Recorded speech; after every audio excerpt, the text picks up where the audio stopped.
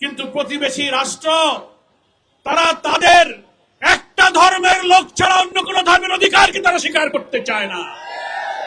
মসজিদে নামাজ পড়তে দিতে চায় না, ঈদের নামাজ পড়তে দিতে চায় না। নামাজরত মুসল্লিদেরকে কি করে নিষ্ঠুর বর্বর ভাবে নির্যাতন করে, হত্যা করে, আপনারা তা দেখেছেন। ফ্যাসিস্ট হাসিনা মৃত লাশকে আগুনে পুড়িয়ে ছাই করে দিয়েছে, গুম করেছে, অনেকের খবর হয় নাই।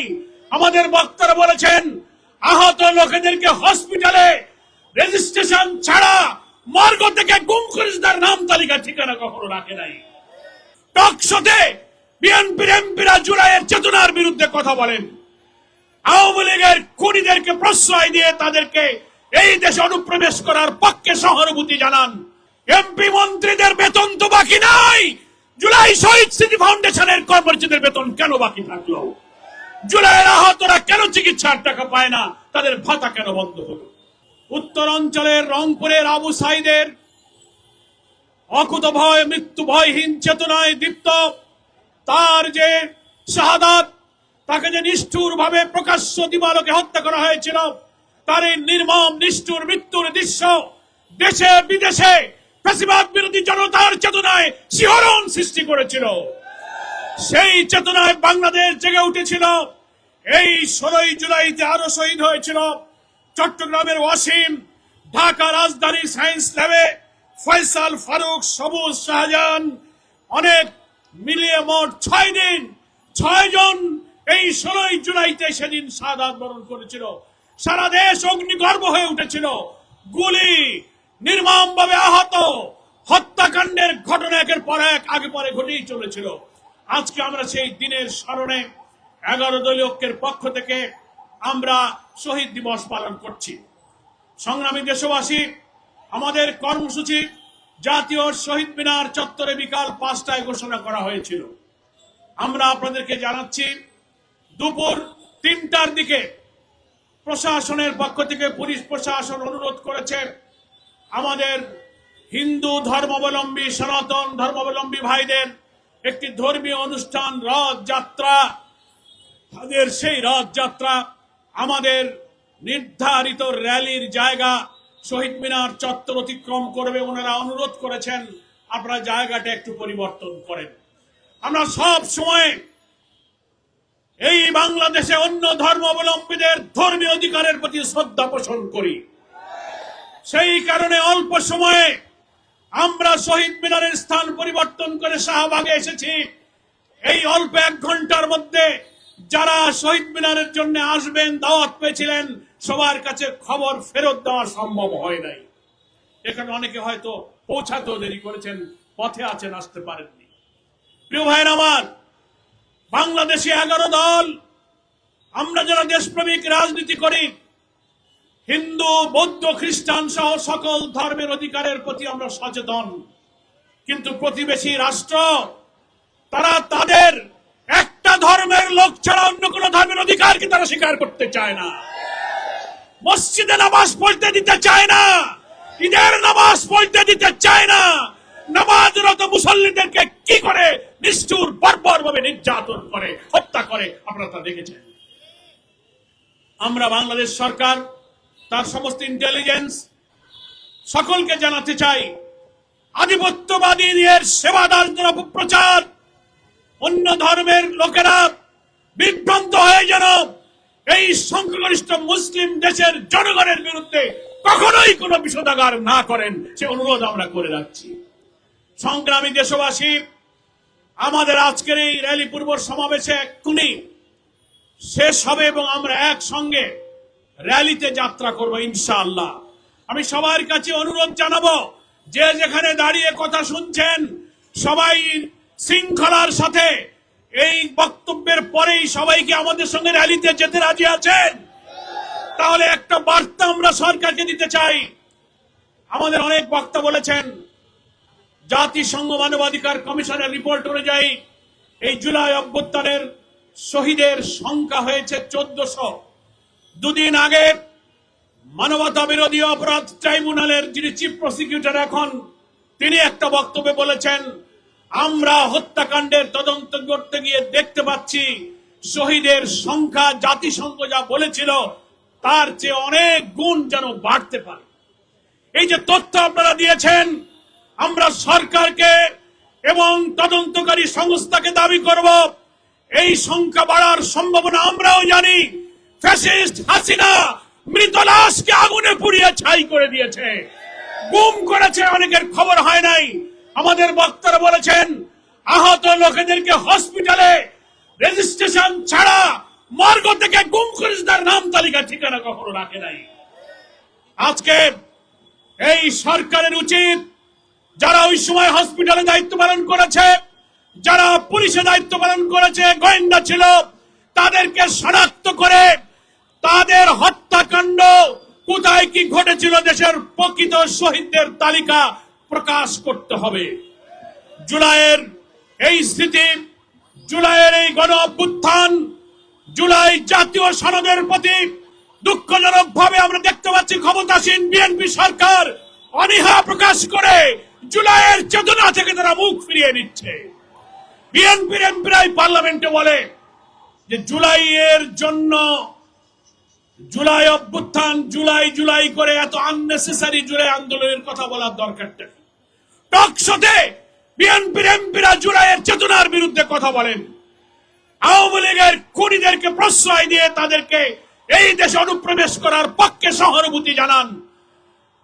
জুলাই শহীদ স্মৃতি ফাউন্ডেশন নামে একটি ফাউন্ডেশন হয়েছে, জাতীয় শহীদদের যে জাদুঘর হয়েছে সেখানকার মুখ্য নির্বাহীরা দুঃখ করে বলছে জুলাই চেতনার প্রতি মুখে কথা বলেন, জুলাই স্মৃতি ফাউন্ডেশনের কর্মচারীরা 5 মাস তারা বেতন পায় না, তাদের অনুষ্ঠানে রাষ্ট্রীয় কোনো অর্থ জোগাড় করা হয় নাই।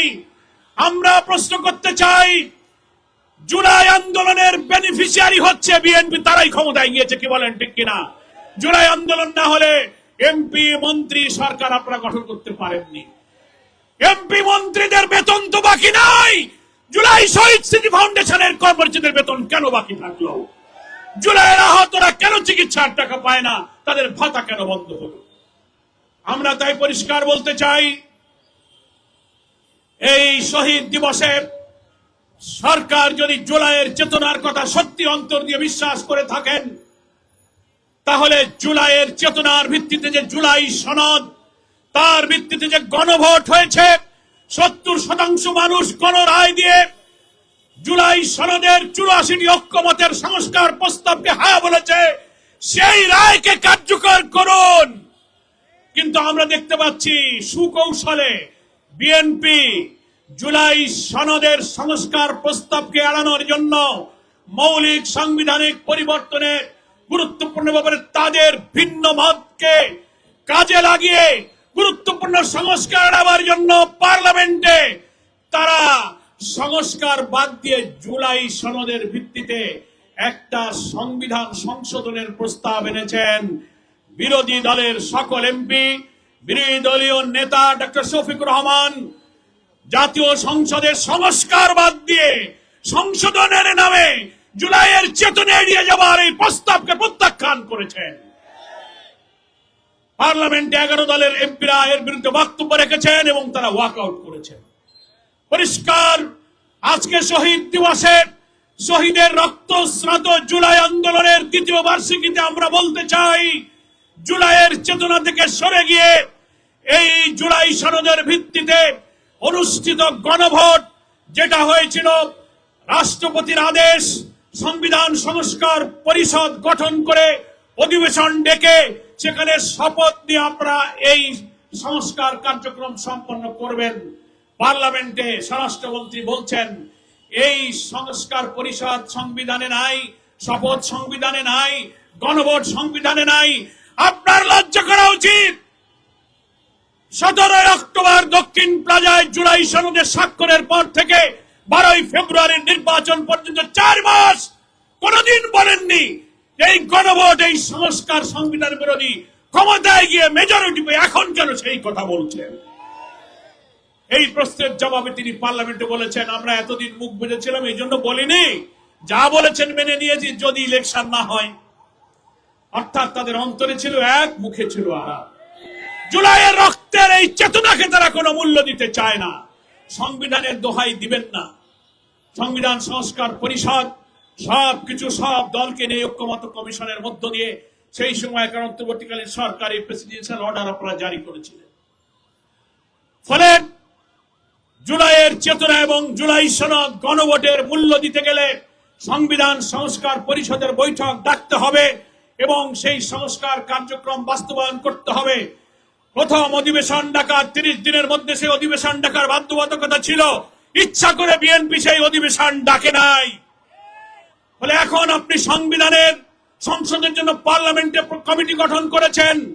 যদি আপনি আন্তরিক হয়ে থাকেন যে না প্রথম দিকে 30 দিনে পারি নাই, আমরা আসুন এখন আমরা সেই বড় সংস্কার করি। সংবিধান আর সংস্কারের মধ্যে অনেক পার্থক্য আছে। সংস্কার অর্থ হলো সংবিধানের রাষ্ট্রের সমস্ত মৌলিক কাঠামো চেতনাকে পরিবর্তন করতে হবে, আমূল পরিবর্তন করতে হবে। সংশোধন মানে ছিটে ফোটা দুই একটা ভাষা বাক্য বদলাবেন আপনাদের বিএনপির ইচ্ছা মতো, যাতে আওয়ামী লীগ ফ্যাসিবাদী ভাবে যে রাষ্ট্র পরিচালনা করে দলীয়করণ, লুটপাট, দুর্নীতি, খুন করেছে, আবার সেই ফ্যাসিবাদী রাষ্ট্র আপনারা চালু করতে যাচ্ছেন। সেজন্যই জুলাই সনদ মানতে চান না। তাই আজকের সমাবেশ থেকে জুলাই সনদের ভিত্তিতে অনুষ্ঠিত গণভোটের রায় কার্যকরের দাবি জানিয়ে শহীদদের সকলের পরিবারের প্রতি যে রাষ্ট্রীয় কর্তব্য, ক্ষতিপূরণ, সাহায্য, আহতদের চিকিৎসা এবং জুলাই শহীদ স্মৃতি ফাউন্ডেশনের প্রতি রাষ্ট্রের যে কর্তব্য সেটা পালন করুন।